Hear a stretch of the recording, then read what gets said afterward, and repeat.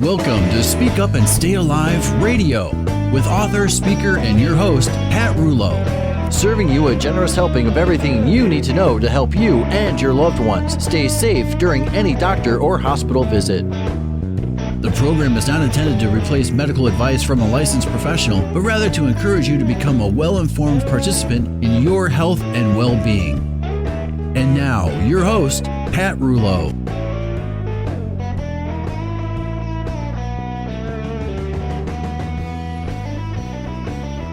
Hello, I'm Pat Rouleau, and welcome back to our important time together.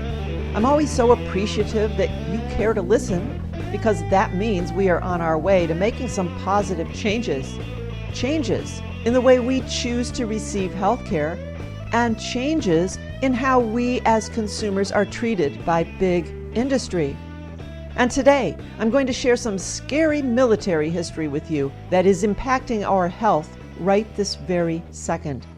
Your health, my health, and the health of every bird, insect, and tree. And later in the show, our guest has something to say about our end-of-life conversations. Not something we readily wish to think about, let alone have with our family members and healthcare providers.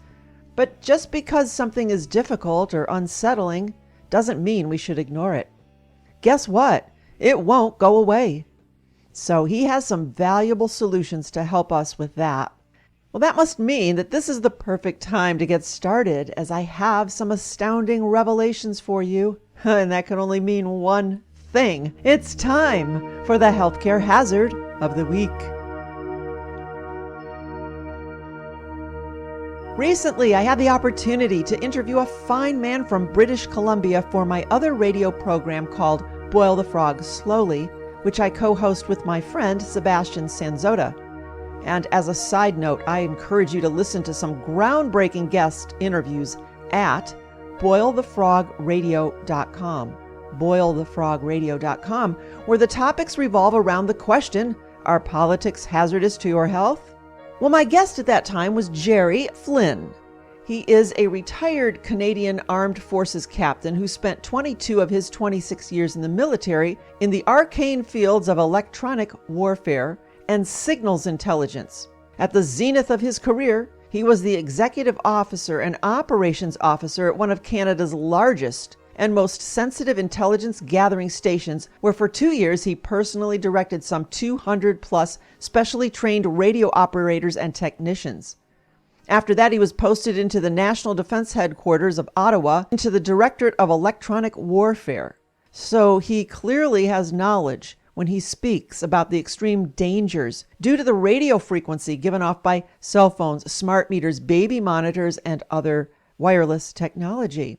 Recently, he wrote a letter to Health Canada that applies to the United States as well, and I thought I would share this with you because it really brings to light the situation we are in today. He says, "Wake up, municipal governments, moms and dads, grandmas and grandpas, and decent, trusting people everywhere. Remember tobacco, asbestos, thalidomide? Well, now it's low-level, pulsed, non-thermal radio frequency radiation that is harming us, which no one can escape, not even those earnest but misguided people who say that wireless is harmless. Microwave frequencies penetrate walls and most building materials with impunity, and frequencies in the 700 megahertz band easily penetrate down into underground concrete parking lots and elevator shafts. And for clarification, RF or radio frequencies include microwave frequencies." He says, "All governments need to realize that since at least the 1950s, Soviet, Russian, and US militaries have each spent vast sums of money painstakingly studying and cataloging all RF frequencies to determine which are the most harmful to humans. The Soviets irradiated the U.S. Embassy in Moscow for 23 years, from 1953 to 1976, for just 6 to 8 hours a day, 5 days a week, using similar frequencies, similar modulations, and even less power than are used in today's smart meters, baby monitors, cell phones. Even though the embassy was irradiated for what amounted to just 25% of the time, 3 U.S. ambassadors died 2 from cancer, 1 from leukemia-like symptoms. 16 women developed breast cancer, and most other staff suffered illnesses of some sort. The U.S. military responded by launching its very own Project Pandora from 1954 to 1971, from which they too learned which specific frequencies with which modulations at what power densities had the most devastating effects on humans, which included cancers, heart attacks, hysteria, trauma, suicides. Governments need to realize that all modern militaries now possess ever-expanding arsenals of electronic warfare weapons, which use precisely the same RF frequencies that inexcusably ignorant industry Canada and the United States today permits wireless and telecom companies, and now utilities, to utilize in their wireless products. Militaries have long known that microwaves are the perfect weapon. One cannot hear, see, smell, taste, or feel them. Plus, they leave no trace of evidence. They've long known that frequencies within the band of 900 megahertz to 5 gigahertz are the most lethal against humans because they penetrate more deeply all organ systems of the body and therefore put all human organs at risk. Yet, Industry Canada and the United States has authorized baby monitors, smart meters, and all of today's other wireless devices to operate at this very band of frequencies. Distinguished scientists and leading health researchers around the globe know that there is no such thing as a safe threshold of radiation. The only safe level is 0. They know that the non-thermal RF radiation, also called EMR, emitted by all wireless devices is cumulative, meaning that it adds up and it all combines and blends together like an ever-thickening fog. They know that non-thermal EMR causes, promotes, or is linked to the exponential rise in all of today's major illnesses, including all cancers, ADHD, asthma, multiple sclerosis, leukemia, Alzheimer's, dementia, autism, ADD, Parkinson's, ALS. Yet, Health Canada and the United States refuse to admit this. They know that cancers and other major diseases have a latency period of 10 to 15 years or more. They know that cell phones have never been tested for safety in any jurisdiction to prove that they can be used by and or around people on a continuous 24/7, 365 basis in perpetuity. In 1984, the U.S. Food and Drug Administration exempted cell phones from having to undergo mandatory pre-market testing because industry convinced them that cell phone radiation was too weak to be of concern. This opened the floodgates for today's constellation of wireless devices, including smart meters, all of which use the same technology on similar frequencies. Not one peer-reviewed scientific study exists anywhere showing that cell phones are safe. The United States cell phone industry's own 6-year study, which cost $28.5 million in 1993 to 1995, showed that they are not safe. Yet that study was defunded and hushed up. All cell phone owner manuals contain, in very fine print, warnings for the user not to hold the phone closer than, in the case of a BlackBerry, 0.98 inches, Apple 5/8 of an inch, Motorola 1 inch from any part of the body, not just the head. Since 2001, Motorola, Nokia, and other cell phone companies have taken out global patents that acknowledge cell phone radiation can lead to cancer. And we've talked about this before. Wireless and cell phone companies and electric utilities cannot get insurance against health-related claims attributed to wireless radiation. Now, why would that be? In 2010, the CTIA, stands for the Cellular Telecommunications Internet Association's own senior vice president of external and state affairs told a public audience in California, quote, "I have not told you once, not once, that cell phones are safe. The FCC is telling you they are safe," unquote. Now, this association lobbies all levels of government across the United States on behalf of its members. There exist today literally thousands of studies done by honest scientists from around the world showing that any wireless radio device is harmful to people, flora and fauna. The evidence is simply too compelling. In all decency, it must no longer be ignored. In closing, Jerry says, I have evidence to support everything I have said above. My earnest hope is that each of you is now better able to understand today's reality. One cannot exaggerate the scale and scope of today's corruption that now literally threatens the entire globe. Unless you and honest elected officials elsewhere put a stop to this insanity, mankind's worst ever genocide will become a reality.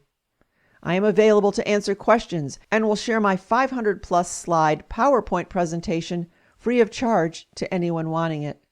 The evidence is there for all to see. One only has to look. Signed, Jerry Flynn. Wow, there you have it. Microwave frequencies are weapons, not a consumer product. Not something to hang over your infant's bed to monitor them. Not something to press to your ear 24/7. The German government has recommended the use of Wi-Fi in the workplace or home should be avoided where possible. France has banned Wi-Fi from all kindergarten schools in the country. In other schools, Wi-Fi routers must be turned off when not actually in use. Over 200 world-class scientists recently issued a press release calling on the United Nations and the World Health Organization to stop this insane irradiation of the entire population. Berkeley, California's City Council, in May of 2015, just this year, voted 9-0, approving an ordinance making it the first city in the United States in which merchants must now provide customers buying cell phones with written documentation showing how much radiation specific cell phones emit and the distances users are cautioned to keep cell phones away from any part of their body. San Francisco had attempted to do the same thing in 2010, but the CTIA, the powerful trade and lobbying organization for cell phone industry, sued San Francisco on grounds that informing citizens of possible health risks from cell phones violates manufacturers' First Amendment constitutional rights. They claim that disclosing manufacturers' own safe use precautions, which are currently hidden in the fine print of user manuals, and offering consumers facts regarding possible health risks from their products is illegal. British Columbia's Confederation of Parents Advisory Council, representing over 500,000 parents, calls on Board of Education to have one public school at each educational level that is free of Wi-Fi and to stop installing Wi-Fi when hardwired technologies are an option. Sooner rather than later, this insane crime against humanity must stop. Now, I'm not saying to throw out your computers, simply wire them. And people need to stop carrying their cell phones around like it's a prized baby. Speak up and speak out against that smart meter that is radiating you in your home. March into your schools and educate the educators. Limit your exposure, especially at home. Get rid of the wireless router. Remove the cordless phones that emit like huge cell towers on every corner. Unplug everything in your room at night when you sleep. And don't sleep with your cell phone. This program is about how to stay safe during any healthcare or hospital encounter. I'm asking you to stay healthy so you can avoid a doctor or hospital visit. Hospitals are no longer a place to heal, as they are blasting with microwave radiation due to their wireless technology. And often, they house cell towers on top of their buildings. I know this because I bring my meter with me every time I go. Let's realize sooner rather than later that we are being lied to, duped, and my, how quickly we have become the stupid victims at the back end of a money-hungry industry. But don't take my word for it. Start your own research, and if you'd like to communicate with Jerry Flynn and get a copy of his 500-plus slideshow, call me, 440-725-5462. 440-725-5462, or email me, pat@speakupandstayalive.com, and I will put you in touch with him. Remember, my friends, it's up to you to alter the course, not only for you, but for the generations behind us. You have to speak up and stay alive.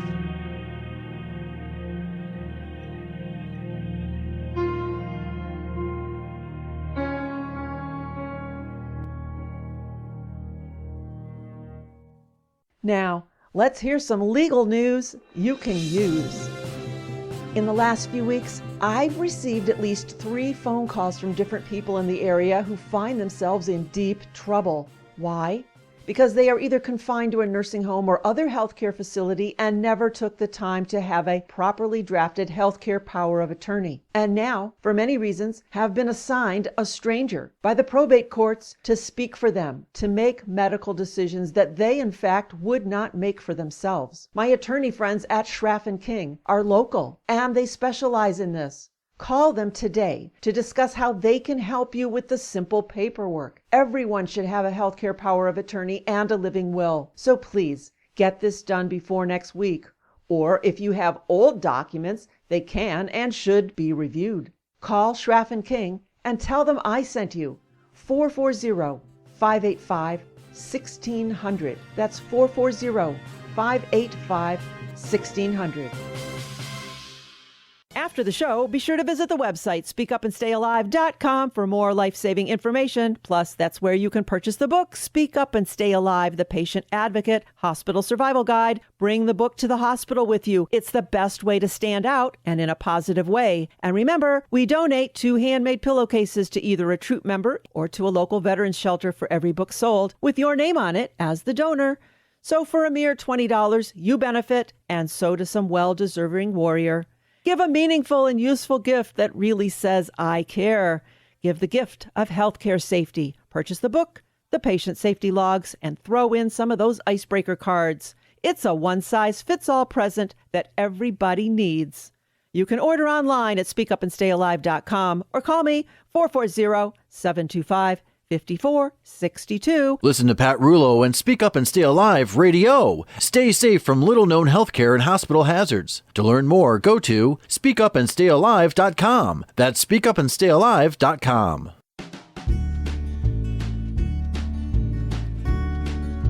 You're listening to Speak Up and Stay Alive, Patient Safety Radio, and I am your hostess, Pat Rouleau, always inviting a guest to join us who knows how to make a positive difference when it comes to patient safety and the patient experience. And perhaps the most important patient experience will include some of our final conversations with our healthcare providers. What will our doctor-patient end-of-life discussion sound like, feel like? A key ingredient to informed patient-doctor discussions regarding end-of-life care includes the patient's ability to understand and imagine hypothetical disease states and medical interventions. However, studies suggest that there are numerous barriers to communication between doctors and patients.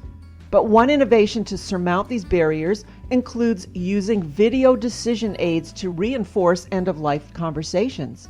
And with that, our guest today is going to share a low-tech, high-empathy plan to revolutionize end-of-life care. He is Dr. Angelo Volandes, and he leads a group of internationally recognized researchers who create and study video decision aids to empower patients and families to make informed decisions at the end of life.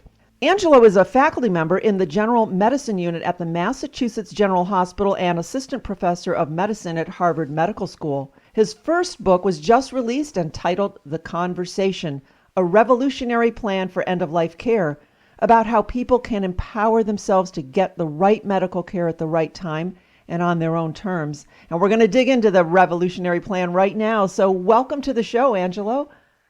Hi, Pat. Thanks for having me. Really great to be here. Oh, thank you. It is our pleasure. And one of the main reasons I was interested to have you on the program is that your mission statement is in alignment with my message and the goal of this program, and I'd like to share that with our listeners. Your mission is to empower patients and families so that they can be in the center of and in control of their health care.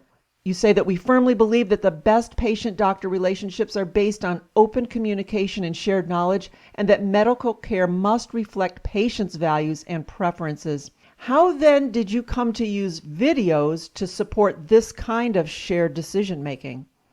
Yeah, thanks for reading that mission statement, because it reminds me why we started this program and why we are intent on really disrupting healthcare. Mm-hmm. You know, when it comes to the end of life, most patients tell us they don't want to die in hospitals, and yet the fact is that most patients are still dying in hospitals.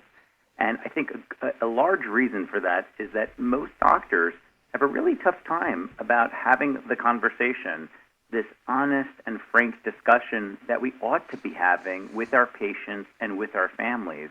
And so in order to empower patients, if your doctor is not going to bring this up, well, can you get a video that presents some of the information so that you know your options?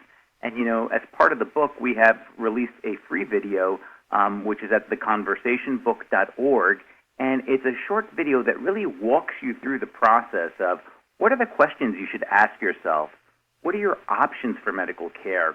What's an advance directive? And how do you pick someone to speak on your behalf if you're not able to have that conversation? And so what we've done is created these short videos to help empower patients and families to know their options. Because the truth is, you're interested in patient safety, I'm interested in patient safety. And what we know is that when patients get care, quote unquote care at the end of life, much of those aggressive medical interventions are things that most patients would not want if they were more informed. And so what we're hoping is that the videos truly put patients back at the center of care. I'm a doctor. I take care of patients on a daily basis. And what I realize is that although doctors and healthcare systems talk about patient-centeredness, that's the new go-to phrase, our healthcare system is not patient-centered. We hope that the videos put patients back at the center so that they truly get the care that they want, and more importantly, that they deserve. And I thought about your video yesterday. This is all coming together quite interestingly. I have a very close family friend who is actively dying, and his wife called me up and said he's in the hospital. So we went to visit with him yesterday. And while visiting him, they moved him to the palliative care wing. And the new nurse walked in and asked his wife, and right in front of him, she said, "Does he know how bad off he is?" And then she took off his boots for the pressure sores and threw them up on the top of the cabinet and said, "He's not going to be needing these anymore." And it made me think of your videos, and I thought, wow, if there was a hospital protocol that addressed this conversation prior to that family even arriving at the palliative care floor, then everybody would know, the patient, the family, and the staff would know that everyone knew what this gentleman was aware of and wouldn't have to phrase that question in such a harsh way. Yeah, I'm sorry that your family friend had such a bad experience. Well, the truth is that, doctors and nurses, we're not trained to do this conversation well. We're really not. Especially people who have been out of school for the last 10 years, they have never heard about palliative care or hospice. They probably never had communication training. So to be quite honest, I'm not surprised that you had that really awful interaction, especially during this vulnerable period in people's lives and at the end of life. And so if we had videos to help educate people, patients, families, people years before they get a critical illness, well, we'd all be better for it. And that's why we feel that videos will disrupt the healthcare system by empowering patients. Because right now, let's face it, doctors are still in control. We have all the knowledge. If we don't bring this up during a patient-doctor visit, guess what? You're unlikely to talk about this. But if a patient knows what his or her options are, or if a family, if a daughter knows what her options are for her mom with advanced Alzheimer's disease, well, then they can take control and start the conversation with their doctor so that even if your doctor doesn't want to talk about this or doesn't feel comfortable talking about end-of-life care, well, you can start the process, putting the power back into patient and family's hands where it ought to be. Absolutely, absolutely. And that makes me think about unwanted care. And I want to talk about that for a moment because you did mention at the opening that most people prefer to die in the comfort of their homes. I think the statistic is like 2/3 of Americans die in healthcare institutions, and they've got all kinds of life support going on and using all of the drugs that are available. And healthcare providers want to treat, and patients and families think that they must be treated. How do we know when it's too much? What are your thoughts on that? Yeah, it's such a complicated question, but such an important and urgent issue for us to talk about. You're absolutely right. Even though in the latest poll, 86% of Americans want to die at home surrounded by their loved ones, 2/3 of Americans, the fact is 2/3 of seniors are dying in a hospital or a nursing home. That is truly unwanted care. When people end up getting CPR, getting coded, getting put on breathing machines in a hospital at the end of life when we know they wouldn't have wanted it, especially if they have advanced cancer or advanced Alzheimer's disease, well, then that's a medical error. It's no different than a surgeon operating on the wrong side of the body. It is an urgent matter that we need to speak to right now because too many, especially of our seniors, of our patients with advanced diseases, are getting, and I'll use the word, they're getting tortured in our hospitals when they're having these procedures performed on them, when we know that many of these procedures have huge risks and very, very small, if any, benefits at the end of life when you have a serious illness and an advanced terminal condition. And look, the main reason why I think this is happening is that doctors are not having the conversation. We're not slowing down, sitting down, and asking patients what's important to them. And that's the main reason why I called my book The Conversation. It's a pretty simple title.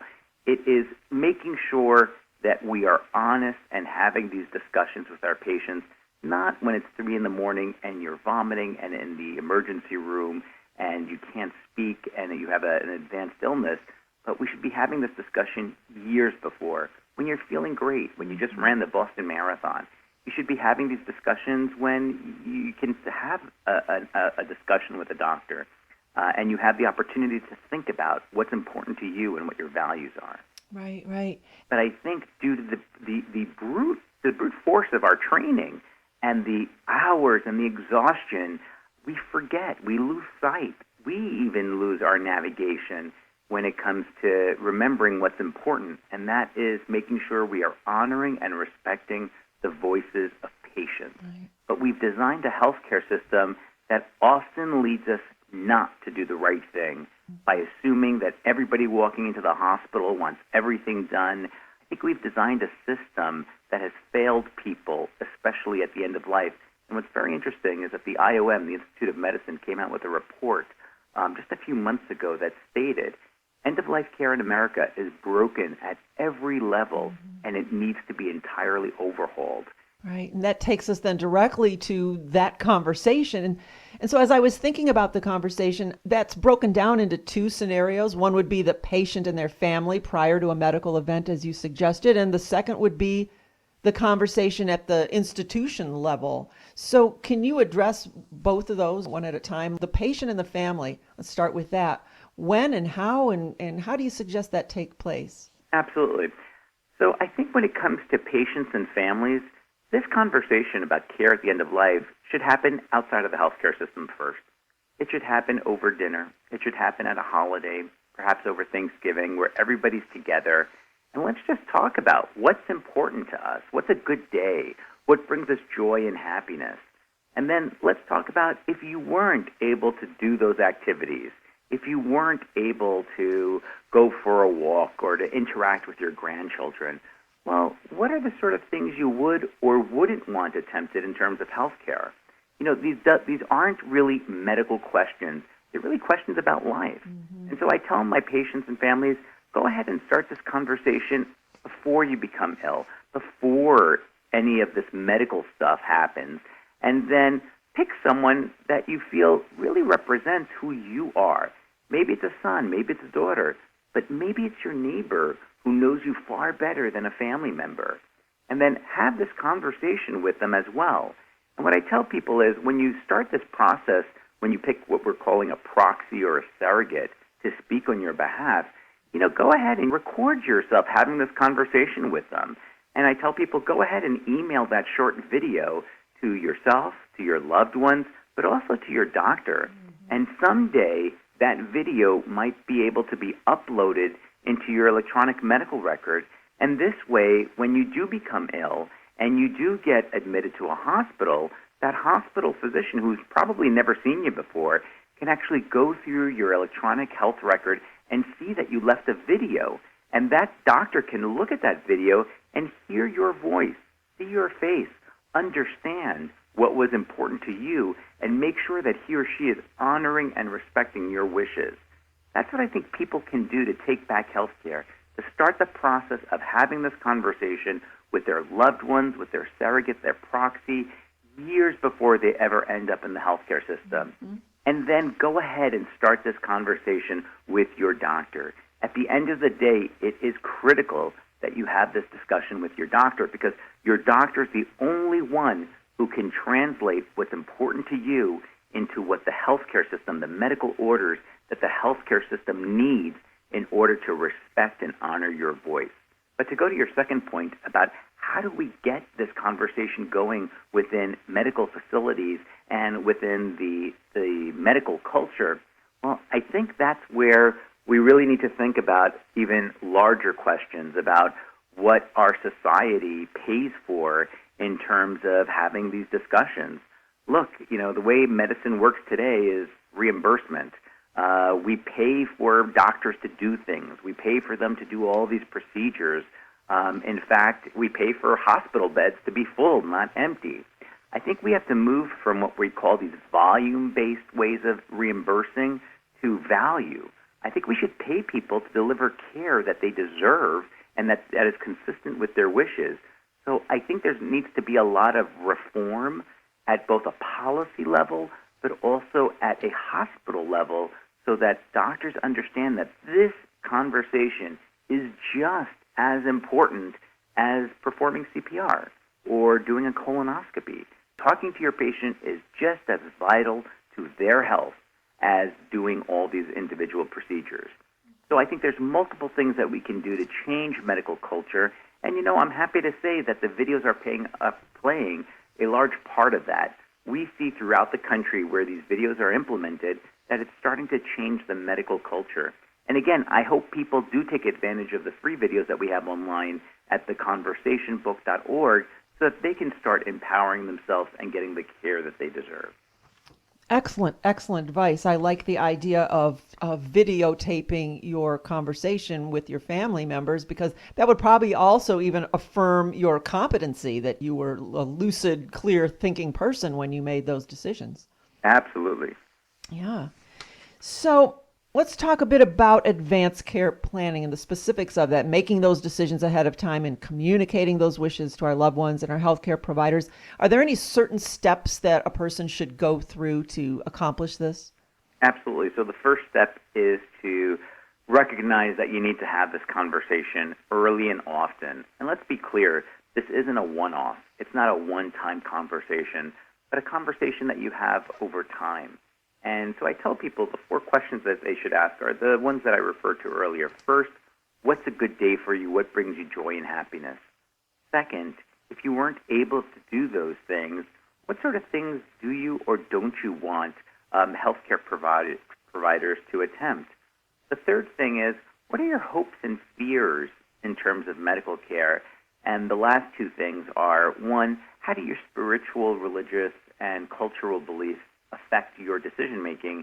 And then who would you want to talk on your behalf, to speak on your behalf, if you're not able to speak for yourself? I think that's one of the key questions that people forget. Don't just pick someone, but actually start that discussion with them. So if it's a daughter who lives nearby you, great. Pick her, make sure you get the legal documents that state that, and make sure to have the conversation. But, for a lot of people whose kids are not nearby them, I tell them, pick someone that really knows you. If you haven't seen your daughter, she lives in California, and you live in Boston, let's say, where I live, and that your daughter hasn't seen you for some time, that might not be the right person to make these decisions. It might be your neighbor, it might be someone down the street who has known you for years. So it's important that you pick someone who will be there when you need them most, and it's important that you start that conversation with them ahead of time. Now, I want to step back. We were talking about end-of-life care, and you talked on some of your videos about the 3 levels of care. Can we just review those for our listeners? Oh, that's a great point. I think it's important that everybody understand that when you walk into the hospital anywhere in America, there are basically 3 levels of care, and they are called life-prolonging care, limited care, and comfort care. And these 3 categories are true throughout the states. So the first one is called life-prolonging care. This category of care the focus is to prolong life. It includes anything available in a modern-day hospital, things like CPR or cardiopulmonary resuscitation, breathing machines, interventions in the intensive care unit. The goal of this category is to prolong life regardless of the pain and suffering or the risks and benefits. This category is really the category that most people walking into the hospital, we just assume that's what you would pick. And for the most part, for healthy people or people with treatable illness, it makes a lot of sense to pick a life-prolonging care. But for people with a serious advanced illness, here's where the details become important. And here it has to do a lot with CPR, for instance, the success rate of some of the procedures in life-prolonging care. CPR is a wonderful procedure. It has saved countless lives, and it has improved dramatically over time. But for a healthy person, CPR has a very good chance of helping your heart start beating again. But it's important to know that for patients with a serious illness, advanced dementia, advanced cancer, advanced kidney disease, CPR often does not work. So what I tell people is, if you're going to choose life-prolonging care, make sure you understand what the risks and benefits are of these procedures for someone like you. So if you're healthy, then it makes good sense to pick life-prolonging care. But if you have an advanced terminal illness, it still might make good sense to pick life-prolonging care, but learn the facts. Learn what the risks and benefits, what the success rate is for a lot of the procedures included in life-prolonging care. So that's the first category of care. The middle category is called limited care. Here the goal is to preserve physical and mental functioning. It includes many of the things we offer in our hospitals today: intravenous medications, CAT scans, MRIs, a lot of the things that we offer outside of the intensive care unit in our hospitals. The goal is to perform things that often work but don't involve a lot of pain or suffering. And the middle category would not include things like CPR and breathing machines, because for people with an advanced illness, a lot of these interventions often do not work, and they come with a good deal of pain and suffering. So the middle category is really for people who want to focus on physical and mental functioning, who are willing to do procedures that offer a good chance of helping without the burden of pain and suffering. And then the third category of care is called comfort care. Here, the goal is to relieve pain and suffering. It's really the focus on each day, the quality of each day, not the quantity of days. So comfort care includes things like pain relief. It includes things such as hospice care. It really focuses on the patient and making sure they're not short of breath, they're not in any pain. It makes sure that the focus of the whole healthcare team is on you and what's important to you. It would not include CPR or a lot of the other interventions that I mentioned earlier, because we know that in patients with an advanced illness, many of these procedures do not help, and they do cause a good deal of pain and suffering. So comfort care is when we want to focus on being comfortable and where we're focused on really enjoying every day we have.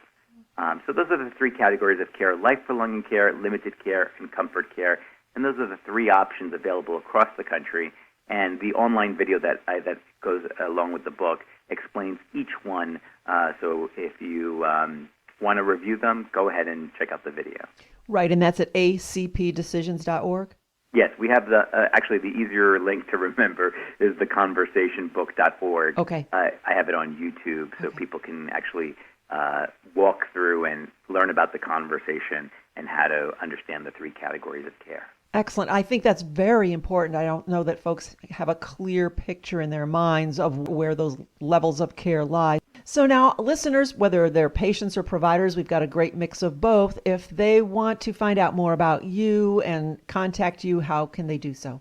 Sure. So for the videos, they can go and see the free video, which is at theconversationbook.org.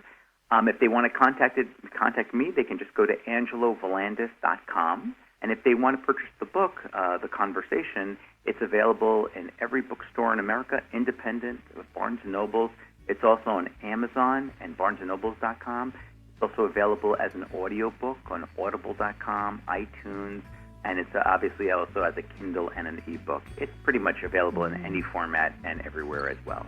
Excellent, excellent. So I'm going to encourage everyone to do so. And I think that the conversation we had today reminds us that all healthcare decisions should be about the patient and not the illness. And your videos act as an icebreaker that open the door to sometimes a difficult dialogue, but do permit a more patient-centered conversation. So I encourage everyone to visit the website that we just mentioned, theconversationbook.org. If you're a patient, tell your physician and hospital about this. And so, Angelo, thank you so much for sharing yourself and your project with us today. Thank you. Thank you. It's been a pleasure.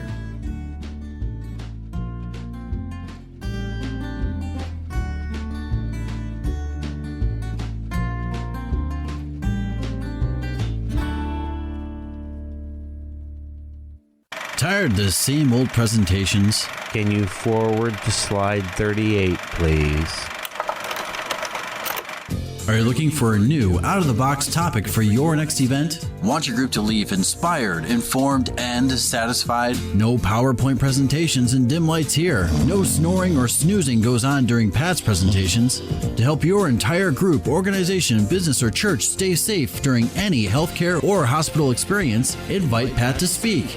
Pick a topic from her website or request your own.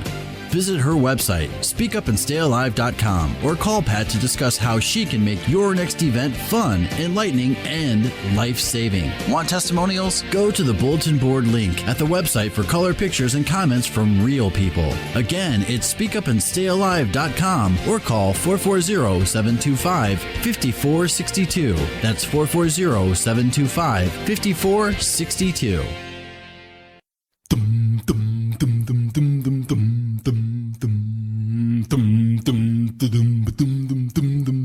In the restaurant, hear it sing that trendy cell phone. Nothing really matters but your cell phone. Cell phone. Cell phone.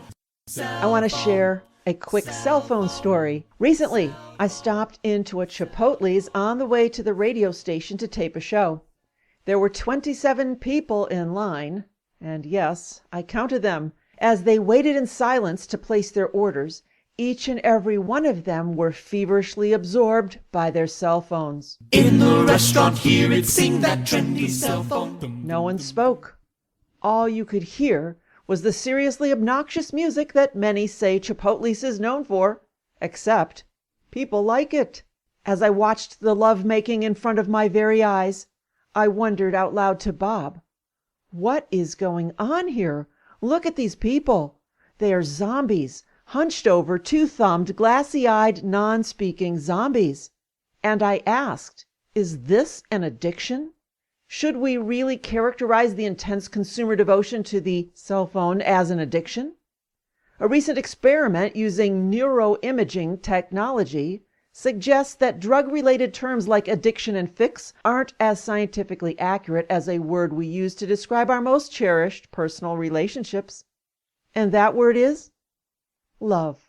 So I set out to research this bizarre behavior, and here is something I found. It is an op-ed that appeared in print on October 1st, 2011 in the New York Times on page A21 of the New York edition, with the headline, "You Love Your iPhone."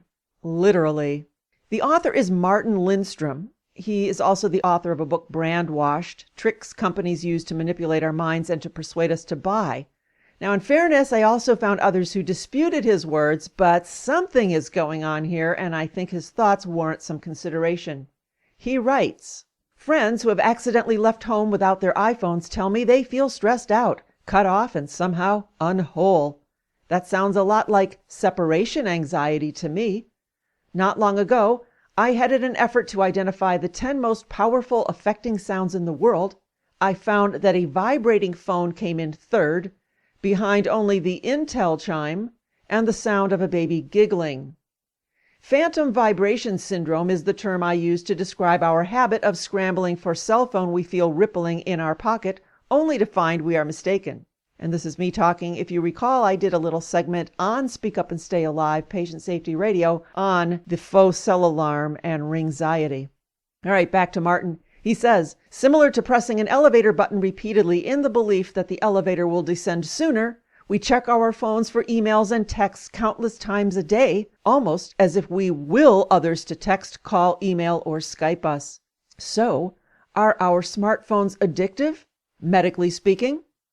Some psychologists suggest that using our iPhones and Blackberries may tap into the same associative learning pathways in the brain that make other compulsive behaviors, like gambling, so addictive. As with addiction to drugs or cigarettes or food, the chemical driver of this process is the feel-good neurotransmitter dopamine. He continues, earlier this year I carried out an fMRI experiment to find out whether iPhones were really, truly addictive, no less so than alcohol, cocaine, shopping, or video games. In conjunction with the San Diego-based firm MindSign Neuromarketing, I enlisted 8 men and 8 women between the ages of 18 and 25. Our 16 subjects were exposed separately to audio and to video of a ringing and vibrating iPhone. In each instance, the results showed activation in both the audio and visual cortices of the subjects' brains. In other words, when they were exposed to the video, our subjects' brains didn't just see the vibrating iPhone, they heard it too. And when they were exposed to the audio, they also saw it.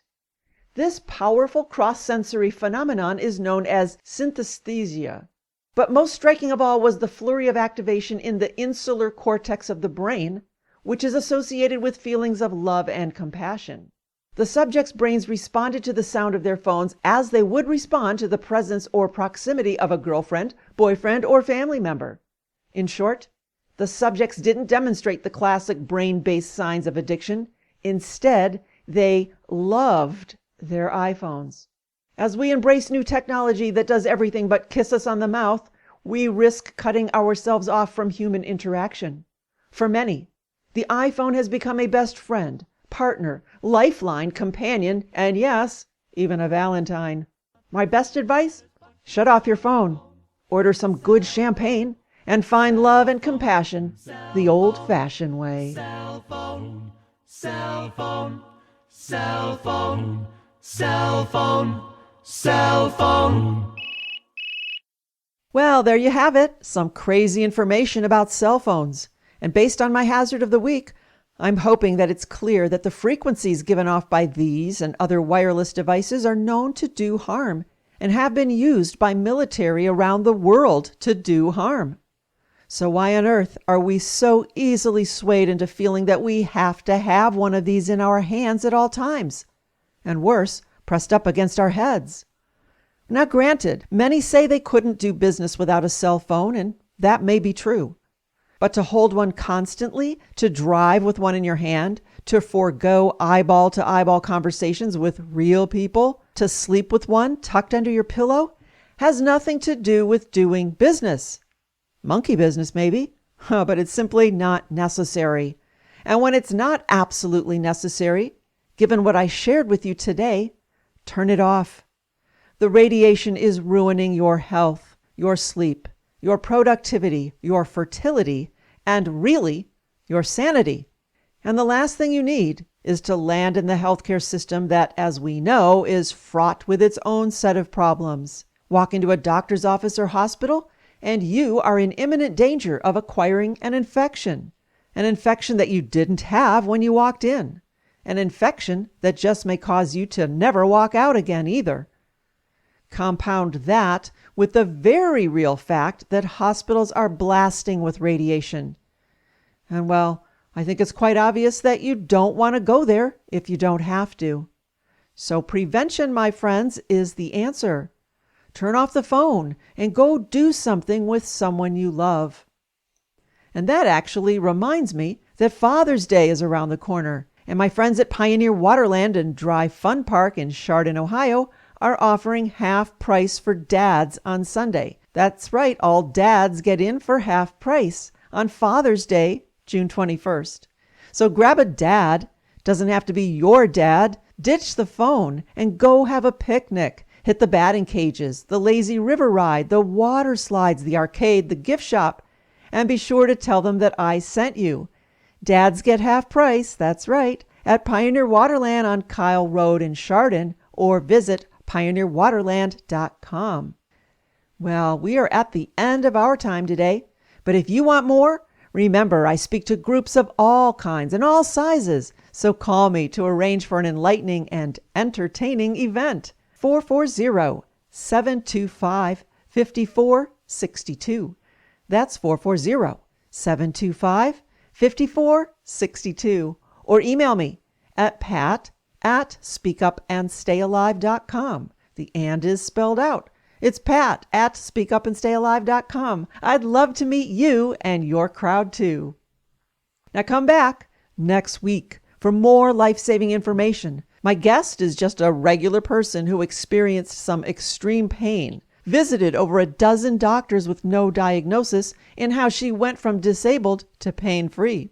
Sometimes it's good to hear from fellow victims, as it were, of the system to find out how they managed to fix themselves. So come back, same time, same place. But you know me, never the same information. Until then, I hope you have a healthy and a happy week, free from military-grade microwave frequencies. I am Pat Rouleau, and I am your guide to safe and successful healthcare and hospital encounters.